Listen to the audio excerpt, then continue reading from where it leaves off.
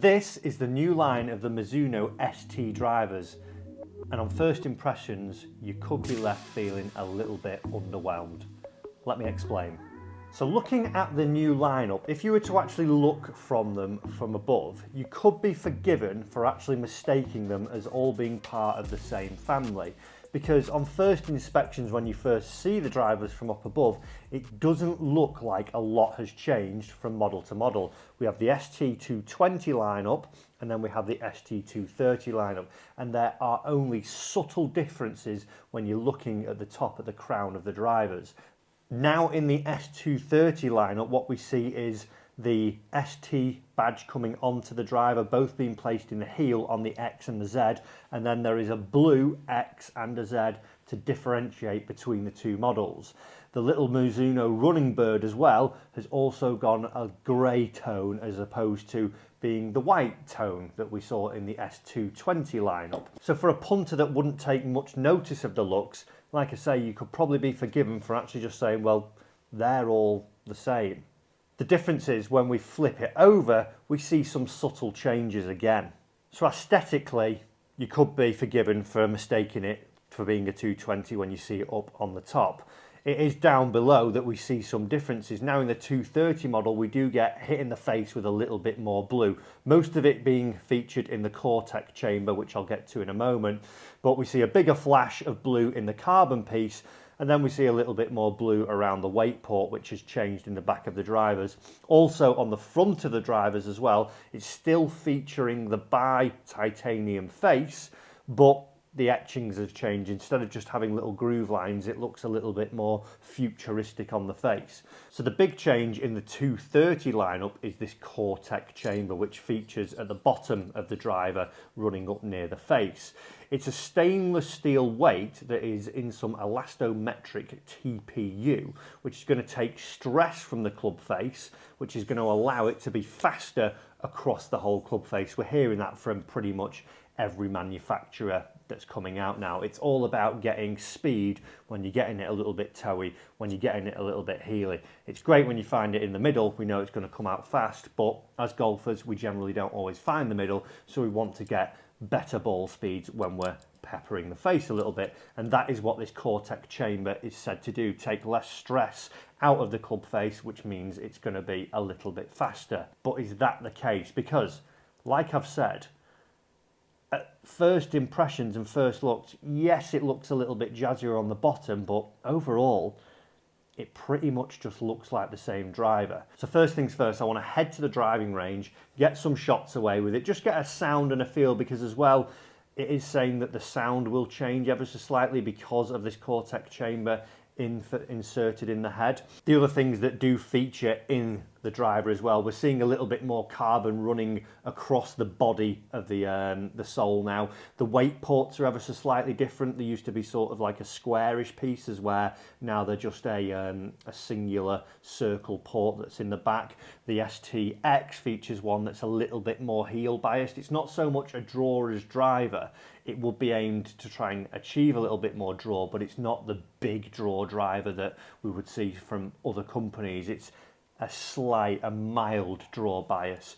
Again, we're seeing the bi-titanium face in there, and we're seeing carbon on the crown as well. If you've not got carbon in your driver nowadays, it feels like you're really missing out. But that being said, I think it's all about this Cortex chamber delivering a little bit more ball speed. I want to test that. I want to put that up against the old driver, because to me, when I first got these out of the box, I pretty much was, like I say, a little bit underwhelmed. I thought, has anything changed here? Has anything got better? So I want to test it against the old one to see how it stacks up. But first things first, I actually just want to head down to the driving range and a little bit out on the golf course and give it a test and see what it feels like and what the flight's like when we get out on the driving range.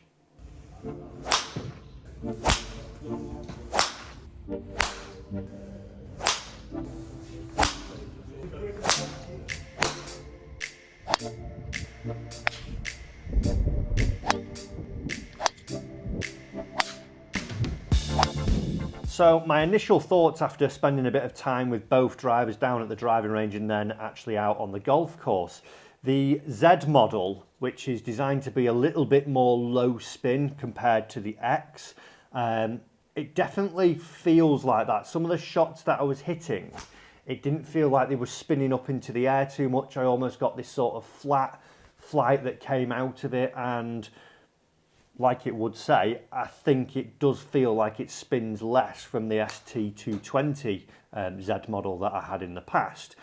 Feel-wise, it felt good. It sounded a lot more carbon to me, if that makes sense. It's I know the previous model had carbon in the head, but this sounded a bit more like a Callaway Paradigm or an old carbon, like an FT3 almost. So I really like the sound of it.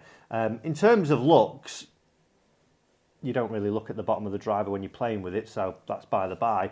On the top, I don't know, I wish maybe they would have done something a little bit different. Maybe bring in the black part that we see on the top.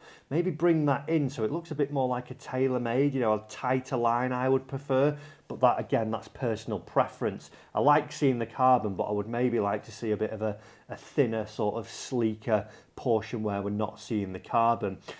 Another thing to know is that actually one thing that I would always say from the past Mizuno drivers is when you got the sort of better players model, they seem to sort of flop open a little bit too much, as where now the Z model really seems to sit super square. It doesn't seem like it lays ridiculously open, which for me, for my eye, I like that a little bit more. In terms of the X model, I was quietly surprised about this down at the driving range.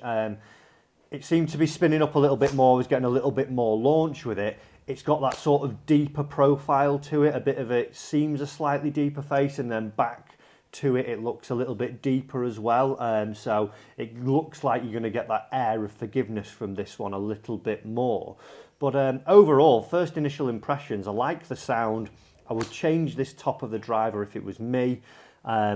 And it feels good. I do like that carbony feel. I don't like a sort of tingy driver. So 2 out of 3 ain't bad.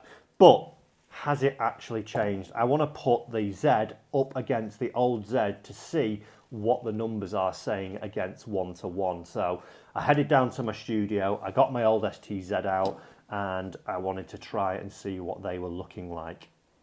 So after trying both drivers and hitting some shots with them and getting some data, my first initial thoughts were going into this test was, am I going to see the same numbers, maybe a yard of difference? And it is pretty much what I've expected, it being the same driver. It wasn't.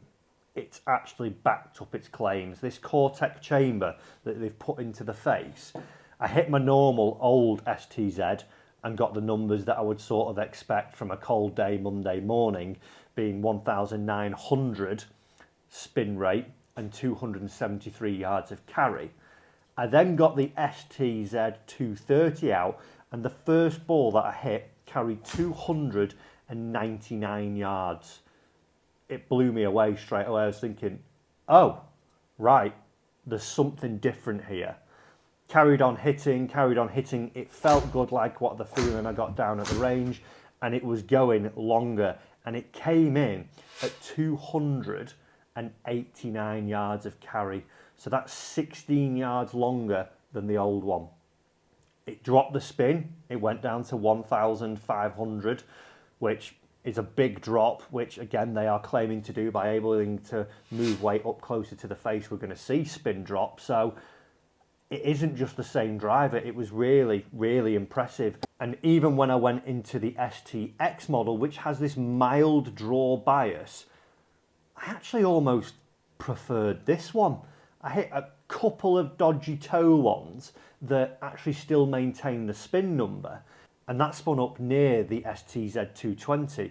This came in at 1,874 with a carry of 283. So even though I didn't hit it quite as well as the STZ230, it actually outperformed the old STZ. And again, I think that comes down to this Cortex chamber.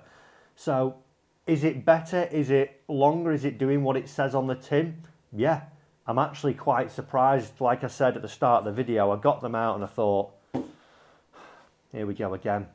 But actually after hitting them and actually seeing the numbers on screen, I'm really, really surprised.